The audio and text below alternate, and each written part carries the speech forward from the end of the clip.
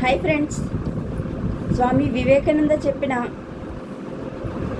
లేవండి మేల్కొండిలో part 13లో ప్రశ్నోత్తరాల్లో Harvard విశ్వవిద్యాలయంలో వేదాంత తత్వంపై జరిగిన చర్చ. ఆ చర్చను పార్ట్ 1 చెప్తున్నాను ఈరోజు నేను. ప్రశ్న: ప్రస్తుతం భారతదేశంలో వేదాంత విచారణ గురించి ఏం జరుగుతోందో తెలపవలసింది. సమాధానం: ఇది వరకు నేను చెప్పినట్లు భారతీయుల్లో చాలామంది ద్వైత దృక్పథం ఉండేవాళ్ళు, అల్పసంఖ్యాకులు అద్వైత దృక్పథం ఉండేవాళ్ళు. చర్చింపబడే ప్రధాన విషయం మాయ, జీవుని గురించి.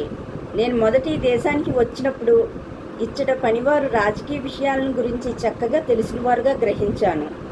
కానీ నేను వారిని మతం అంటే ఏమి, మీ మత సిద్ధాంతాలు ఏవి అని ప్రశ్నిస్తే వాళ్ళు తమకు అవన్నీ తెలియవని, చర్చికి మాత్రం వెళ్ళి వస్తామని చెప్పారు.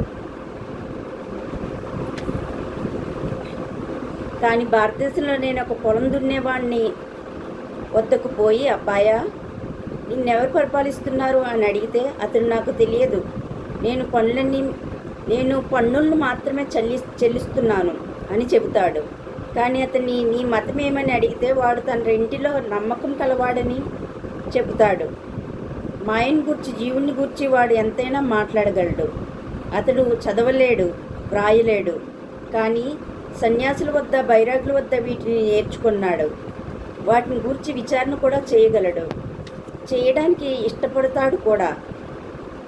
తన దైనిక కార్యక్రమం ముగిసిన తర్వాత విశ్రాంతి కాలంలో ఏ చెట్టు క్రిందనో కూర్చుని ఇతరులతో వీటిని గురించే అతడు చర్చిస్తాడు. ప్రశ్న: హిందువులకు ఆచారాలను గూర్చి, సంప్రదాయాన్ని గూర్చి ఉన్న భావం ఏమిటి? సమాధానం: అన్నపానాదులు, వివాహం మొదలైన వాటిని గురించి సాంప్రదాయకంగా ఆచరించడమే దీనికి అర్థం. సంఘంలోని ఈ సాంప్రదాయాలను అనుసరించిన పిమ్మట అతడు ఏ సిద్ధాంతాలనైనా నమ్మవచ్చు. మా దేశంలో నియమితంగా చర్చ అనేది లేదు. అందుచేత కొందరు మనుషులు మా సంప్రదాయానికి సిద్ధాంతాలను ఏర్పరచలేదు. సామాన్యంగా వేదాలందు విశ్వాసం కలవారిని మేము సంప్రదాయాభిమానులని అంటాము. నిజానికి ద్వైత శాఖానుయాయులు చాలామంది వేదాల కంటే పురాణాలందే ఎక్కువ విశ్వాసం ఉండేవారు. ప్రశ్న: గ్రీకు దేశంలో స్టాయిక్ తత్వం ఒకటి ఉంది. దాని మీద మీ హిందూ వేదాంతం ముద్ర ఎంతవరకు ఉంది? సమాధానం: అలెగ్జాండ్రియాలోని జను ద్వారా అలాంటి కొంత జరగడం సంభవమే. సాంఖ్యమతం యొక్క ముద్ర పైథాగరస్ అనే గ్రీకు వేదాంతంపై పడినదనే ఒక నమ్మకం ఉంది. వేదాల్లోని వేదాంత భావాలను తర్కంతో సమన్వయించడానికి జరిగిన మొదటి ప్రయత్నం సాంఖ్య దర్శనమని నా అభిప్రాయం. కపిలుని పేరు కూడా వేదాల్లో ఉంది. ఋషిం ప్రసూతం కపిలం యస్తమగ్రే. జ్ఞానాన్ని తొలిసారిగా సమర్థించినవాడు ప్రథమ ప్రసూతుడైన కపిలుడు. ప్రశ్న: నేటి పాశ్చాత్య ప్రకృతి శాస్త్ర విజ్ఞానానికి, ఈ సాంఖ్యానికి గల భేదమేమిటి? సమాధానం: భేదమేమీ లేదు. రెంటికి మధ్య సామరస్యం ఉన్నది. ఆకాశం, ప్రాణం, వీటిని గురించిన పరిమాణ సిద్ధాంతమే ఆధునిక తాత్వికులు విశ్వసిస్తారు. మీ పరిణామ సిద్ధాంతం పైన విశ్వాసం మా యోగుల్లోనూ ఉంది, మా సాంఖ్యుల్లో కూడా ఉంది. ఉదాహరణకు జాత్యంతర పరిణామ ప్రకృత్యా పోరాత్. ప్రకృతి ప్రకటన ద్వారా ఒక జాతి మరొక జాతిగా మారుతుందని పతంజలి ఒక చోట ఉల్లేఖించాడు. దీన్ని వివరించడంలోనే మీకు పతంజలికి భేదం ఉంది. అతని అభిప్రాయంలో పరిణామం ఆధ్యాత్మికం. ఒక రైతు కాలువలో నుండి నీటిని పొలంలోకి పెట్టుకోవాలంటే తూమును తెరవాలి. నిమిత్తం అప్రయోజకం ప్రకృతీనాం వర్ణభేదస్తుతః క్షేత్రివకవత్. ప్రతి మానవుడు అనంతత్వములోని వాడే. ఈ అడ్డంకులు, ఈ అవంతరాలు వానికి అభ్యంతరాలుగా ఉన్నాయి.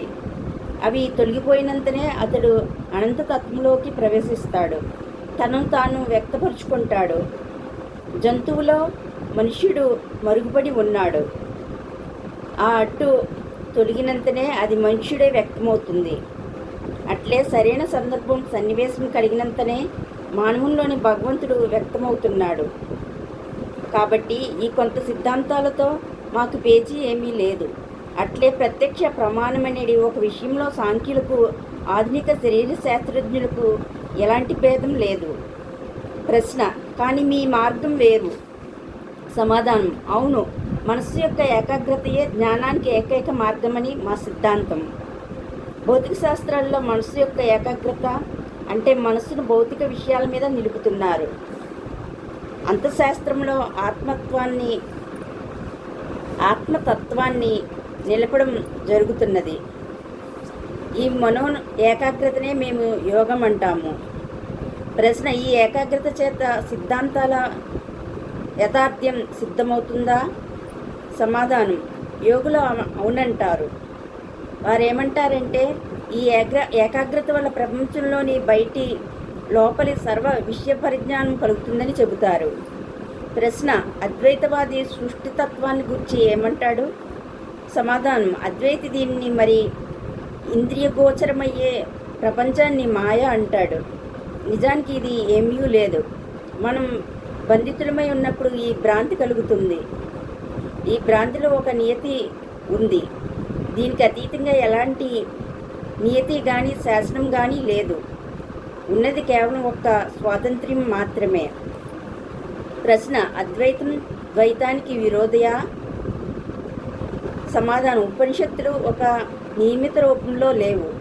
కాబట్టి వాటి నుండి మతస్థాపకులు వారికి ఇష్టం వచ్చినట్లు సిద్ధాంతాలను ఏర్పరచుకున్నారు. తత్వ సిద్ధాంతాలకు ఉపనిషత్తులు అనివార్యాలు, లేకుంటే ప్రమాణం లేదు.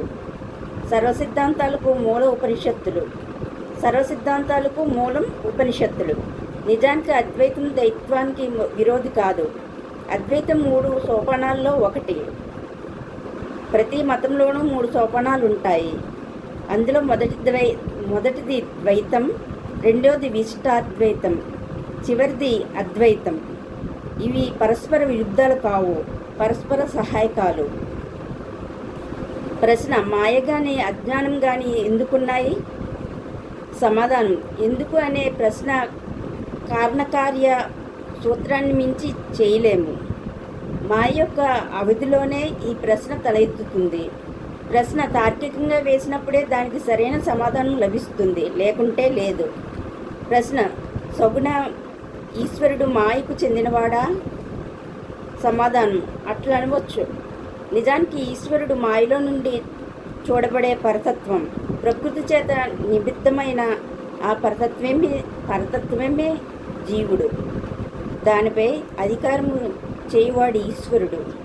సూర్యుడిని చూడటానికి ఒకడు బయలుదేరితే మొదట ఒక చిన్న బింబాన్ని చూస్తాడు. దగ్గరకు పోయే కొద్దీ క్రమక్రమంగా అది పెద్దదవుతుంది.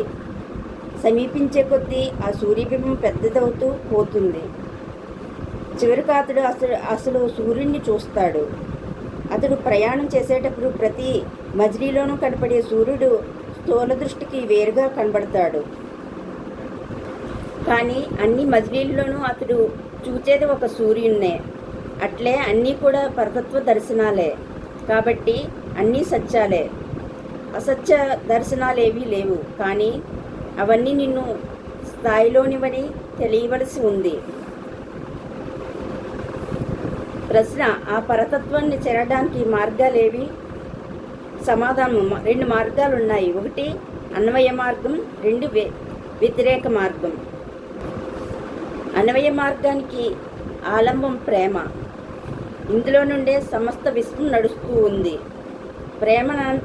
ప్రేమను అనంతంగా పెంపొందిస్తే విశ్వప్రేమను దర్శిస్తాము.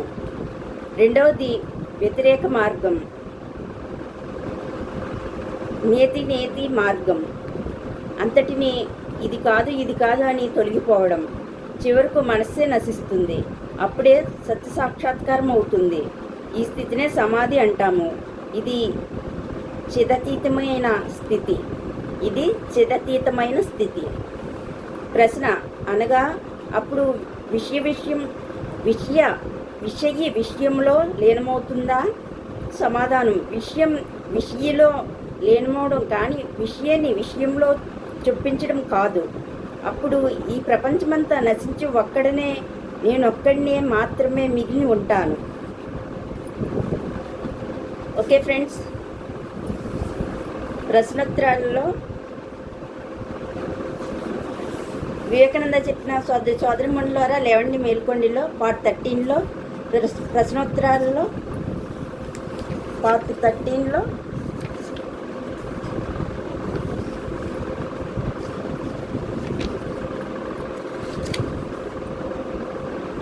ప్రశ్నోత్తరాల్లో పార్ట్ 1 అయింది. నెక్స్ట్ ప్రశ్నోత్తరాల్లో పార్ట్ 2 చెప్తాను. ఓకే ఫ్రెండ్స్, నా ఛానల్ పేరు వెంకట తాడి. మీకు నచ్చినట్లయితే సబ్స్క్రైబ్ చేసుకోండి, అలాగే లైక్ చేయండి, షేర్ చేయండి. Okay friends, thank you, bye.